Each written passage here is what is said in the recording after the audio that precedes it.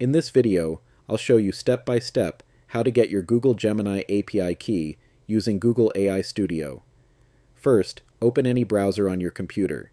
In the search bar, type Google AI Studio, then open the official Google AI Studio website.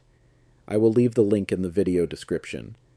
Once you're on the website, click on Get Started.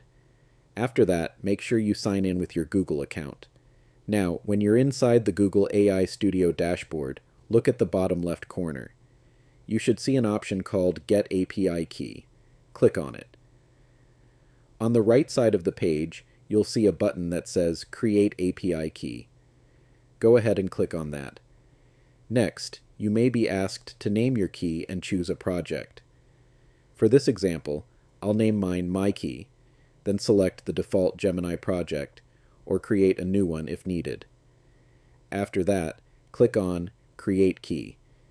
Your Gemini API key will now be generated. Click on Copy Key to copy it, and make sure you save it somewhere safe. Don't share this key publicly, because it gives access to your API usage. And that's it. You've successfully created your Google Gemini API key in Google AI Studio. If this video helped you, don't forget to like and subscribe.